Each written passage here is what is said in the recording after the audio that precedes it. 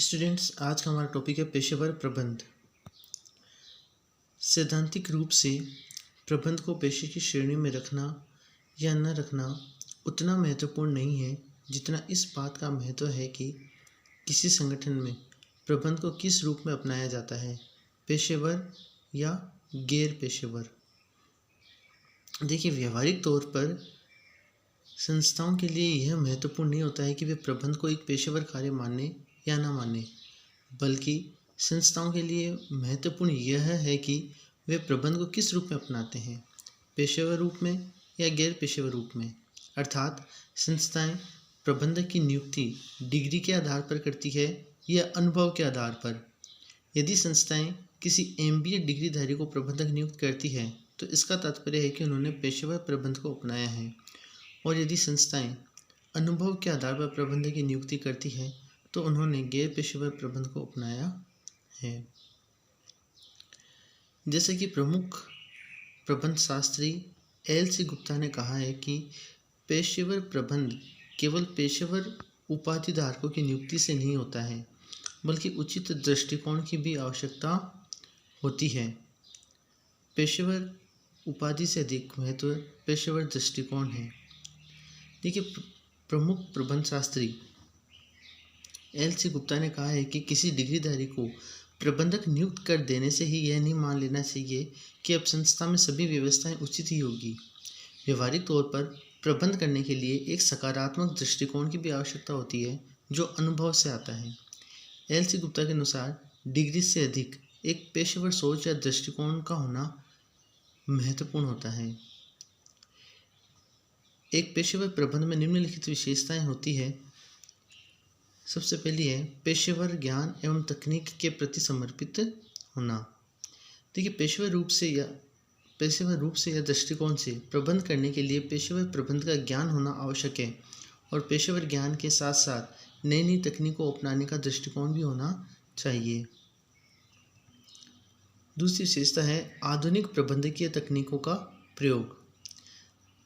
पेशेवर प्रबंध की दूसरी विशेषता है कि संस्थाओं को अत्याधुनिक प्रबंधकीय तकनीकों का प्रयोग करने का दृष्टिकोण रखना चाहिए। उद्देश्य द्वारा प्रबंध, अपवाद द्वारा प्रबंध, व्यूह रचनात्मक प्रबंध इत्यादि प्रबंध की आधुनिक तकनीकें हैं। संस्थाओं को इनका प्रयोग करना चाहिए। तीसरा पॉइंट है व्यक्तिगत स्वेच्छाचारिता के स्थान पर टीम भावना पर बल। देखिए, संस्था में काम करने वाले कर्मचारियों को अपना व्यक्तिगत हित छोड़कर संस्था के हितों को महत्व देना चाहिए। संस्थाओं में समूह में कार्य करना होता है, इसलिए कर्मचारियों को समूह भावना पर ध्यान केंद्रित करना चाहिए, न कि अपने व्यक्तिगत स्वार्थ पर, और यही पेशेवर प्रबंध की विशेषता है। चौथा पॉइंट है परिवर्तन एवं परिवर्तन प्रबंध हेतु तैयार रहना। देखिए, व्यावसायिक वातावरण परिवर्तनशील होता है। व्यावसायिक वातावरण के 5 घटक आर्थिक, सामाजिक, राजनीतिक, तकनीकी और वैधानिक वातावरण में कभी भी परिवर्तन हो सकता है, इसलिए प्रबंधक को इस परिवर्तनशील वातावरण में काम करने के लिए तैयार रहना चाहिए। पांचवा पॉइंट है संगठन में नियुक्ति एवं पदोन्नति दक्षता पर आधारित हो, न कि जन्म स्थान या पारिवारिक संबंधों या जाति पर आधारित हो। देखिए, पेशेवर प्रबंध हमेशा कर्मचारियों की योग्यता पर ध्यान देता है, न कि पारिवारिक संबंधों पर। इसीलिए संगठन में नियुक्ति एवं पदोन्नति कर्मचारियों की योग्यता और दक्षता के आधार पर होनी चाहिए। अगला पॉइंट है अनुकूलतम निर्णय प्रक्रिया, जिसमें विभिन्न पक्षों का हित समन्वित हो। देखिए, सही समय पर और सभी पक्षों के हितों के अनुकूलतम निर्णय लेना भी पेशेवर प्रबंध की विशेषता होती है। सातवां पॉइंट है समाज के प्रति उत्तरदायी एवं राष्ट्र नीतियों के प्रति सम्मान। देखिए, एक पेशेवर प्रबंध सदैव समाज के प्रति उत्तरदायी होता है और राष्ट्र की नीतियों का सम्मान करता है। प्रबंध की प्रकृति में अब नेक्स्ट पॉइंट है प्रबंध की सार्वभौमिकता। सार्वभौमिकता का तात्पर्य किसी ज्ञान का सर्वत्र एक समान रूप से लागू होना है। देखिए, वह ज्ञान जो पूरे विश्व में समान रूप से लागू होता है वह सार्वभौमिकता कहलाता है। सार्वभौमिकता के पक्ष में सार्वभौमिकता के संबंध में दो विचारधाराएं हैं, एक पक्ष में और दूसरी विपक्ष में। देखिए, अब प्रश्न यह है कि क्या कोई भी ज्ञान या सिद्धांत सार्वभौमिकता, किसी भी ज्ञान या सिद्धांत में सार्वभौमिकता है या नहीं है। इसके लिए इससे संबंधित दो विचारधाराएं हैं। एक विचारधारा तो इसके पक्ष में है और दूसरी विपक्ष में। सबसे पहले हम सार्वभौमिकता के पक्ष में तर्क को समझेंगे। सार्वभौमिकता के पक्ष में तर्क। थियो हेमन ने कहा है कि प्रबंध के सिद्धांत लागू किए जा सकते हैं। देखिए, थियो हेमन के अनुसार प्रबंध के सिद्धांतों को सर्वत्र लागू किया जा सकता है और उन्होंने इसके पक्ष में निम्न तर्क दिए हैं। पहला तर्क है प्रबंध की प्रक्रिया। नियोजन, संगठन, सभी वर्गीय क्रियाएं, निर्देशन एवं नियंत्रण सभी तरह के संगठनों में एवं सभी देशों में समान रूप से पाई जाती है।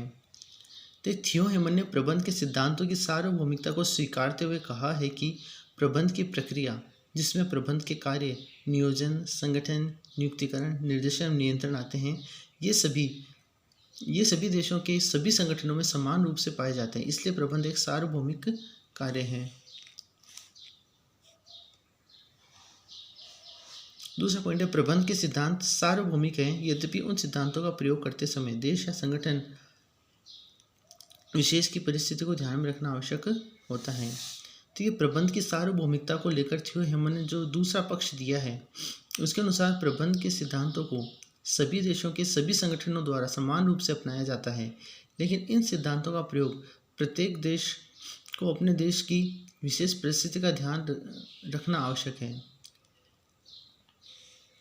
इस प्रकार इन विचारकों के अनुसार प्रबंध सार्वभौमिक है। अब हम पढ़ेंगे सार्वभौमिकता के विपक्ष में तर्क। स्टीफन रॉबिन्सन के अनुसार प्रबंध में 5 दर्जन से अधिक सिद्धांत हैं, यद्यपि इनमें से अधिकांश परिस्थितियों के अनुरूप लागू होते हैं, किंतु इनको सार्वभौमिक नहीं कहा जा सकता क्योंकि सार्वभौमिकता के परीक्षण पर ये खरे नहीं उतरे हैं।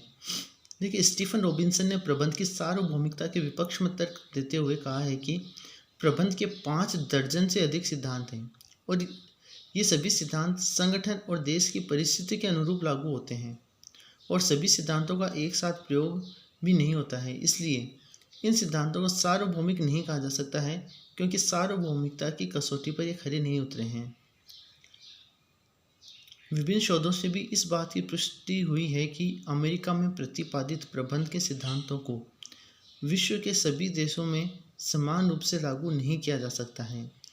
हॉलैंड के एक शोधकर्ता गिर हॉफस्टेड ने 1980 के दशक में 40 देशों की प्रबंध प्रणालियों का अध्ययन कर यह निष्कर्ष निकाला कि चूंकि मानवीय विशेषताएं विभिन्न देशों में अलग अलग हैं, इसलिए अमेरिकी प्रबंध सिद्धांतों को सर्वत्र लागू नहीं किया जा सकता है। देखिए, अमेरिका में विकसित प्रबंध के सिद्धांत विश्व के सभी देशों में समान रूप से लागू नहीं होते हैं। गिर हॉफस्टेड ने 40 देशों की प्रबंध व्यवस्था का अध्ययन किया और निष्कर्ष निकाला कि प्रत्येक देश के मनुष्यों की विशेषताएं अलग अलग होती हैं, इसलिए इन सिद्धांतों को सभी देशों में समान रूप से लागू नहीं किया जा सकता है। केवल यही नहीं बल्कि किसी एक प्रबंध सिद्धांत को एक ही देश में 2 अलग तरह के उपक्रमों में समान रूप से लागू नहीं किया जा सकता है। देखिए, स्टीफन रॉबिन्सन के अनुसार एक ही देश के 2 अलग अलग संगठनों में भी प्रबंध के सिद्धांतों को समान रूप से लागू नहीं किया जा सकता है। इस प्रकार प्रबंध के किसी सिद्धांत का लागू होना या न होना मुख्यतः 3 कारकों पर निर्भर करता है। पहला है देश या संगठन की संस्कृति, दूसरा है संगठन का उद्देश्य और तीसरा है संगठन का प्रबंधकीय दर्शन।